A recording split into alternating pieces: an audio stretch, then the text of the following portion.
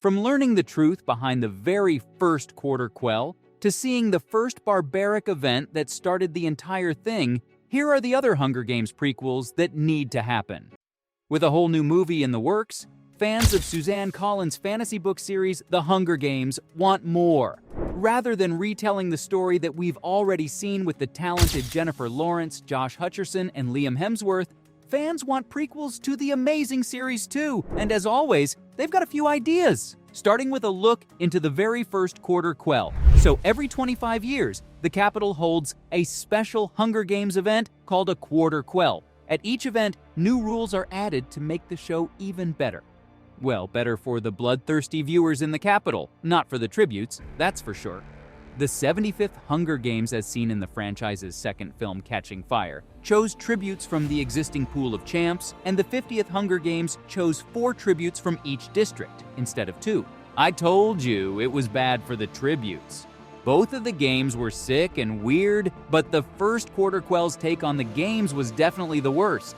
In that year, everyone from the districts was forced to vote on the tributes that would have to go. Even though this wouldn't be much of a problem for districts 1, 2, and 4, since they train their whole lives for the games, it would be very interesting to see what the other districts did. Speaking of quarter quells, I would give up some precious Tessera to see the games that Haymitch won. The biggest problem fans had with the OG movies was that they didn't dive into Haymitch's past at all, and there's definitely enough interesting information about him for a spin-off. He was the only person to win from District 12 before Katniss and Peeta came along. The lack of resources and mining culture in the district made the tributes weak and unable to do anything useful in the games, while other districts had their advantages. The kids from District 4 knew how to swim as their main work was fishing, and the kids from District 7 knew how to use an axe because they were into lumber.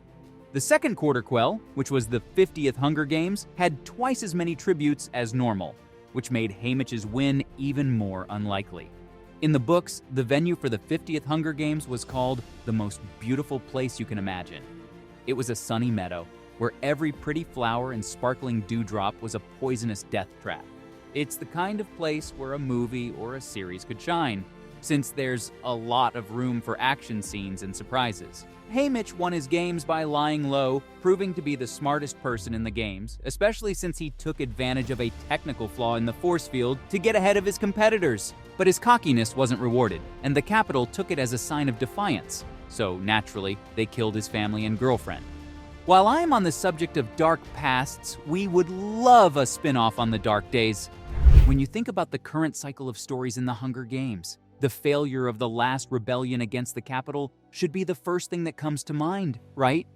Many people think that the failure led to the destruction of District 13 and sealed the fate of the other districts. But in reality, District 13, which was home to one of the Capitol's nuclear arsenals, took advantage of the situation to negotiate a ceasefire for itself, while leaving the other districts to continue their failed revolt. Since 13 was cut off from the rest of Panem, Capitol leaders thought that it would fall apart, but they moved their entire operations underground and waited for their chance to stage another rebellion.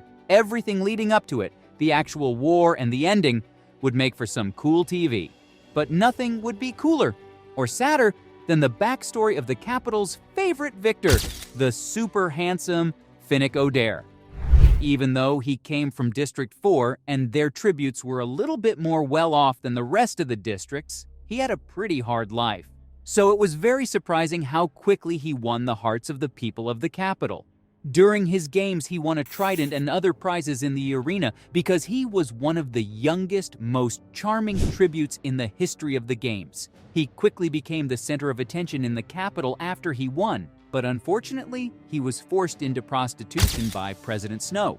The trident-wielding hunk was a master strategist who traded secrets instead of money and got a lot of information from Capitol sources that he used in the rebels' propaganda war. Fans would love to see how everything unfolded.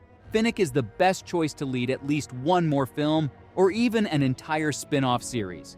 He's a skilled fighter, a smart strategist, and the ultimate survivor. But it wasn't his charms that made us love him so much, it was his romance with Annie, which could feature in a spin-off too. The adorable couple had been through so much together that their journey might be worth more than one movie.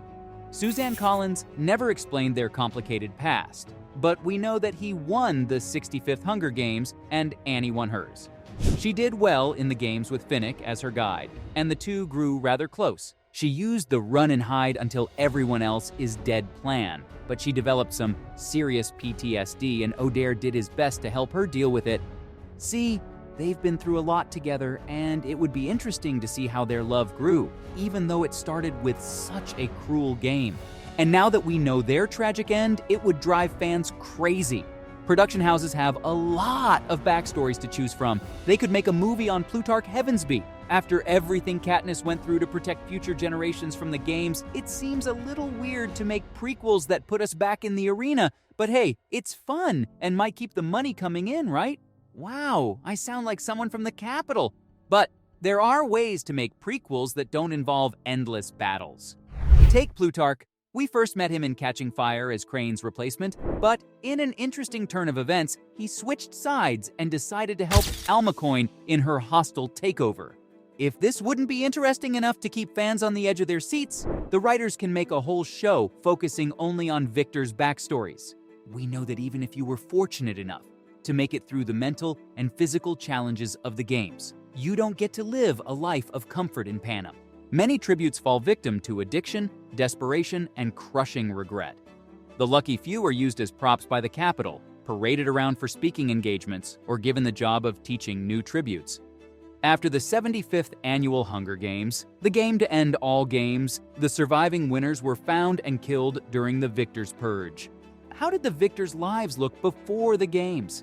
There's a lot of history to dig up here, but if it's history that you're after, nothing can be better than getting to see the very first Hunger Games. We got to see Panem after 75 years of oppression, and the first thing that comes to mind here is, how did it happen? Like, we do get some information here and there, but it's all vague and kind of underwhelming. I mean, I get why the Capitol didn't advertise it. They didn't want to teach the districts how to lead another rebellion, did they? Other than that, it'd be pretty interesting to see what the game makers would have come up with in the first few games, given that they weren't very technologically advanced. They must not have had those terrifying mutations, so did they use trained or downright feral animals? Plus, without any mentors or sponsors, the game must have been a lot more difficult for the tributes, right? Since they didn't know what to do or what to expect. It would be very interesting to get the chance to compare the differences between the first game and the 75th game. So much must have changed, and it would have been so devastating for the family, fresh off a failed rebellion and into a life of eternal servitude, answering for crimes that their ancestors committed. And there you have it. From seeing the first barbaric event that started the entire thing, to learning the truth behind the very first quarter quell, here were the other Hunger Games prequels that need to happen.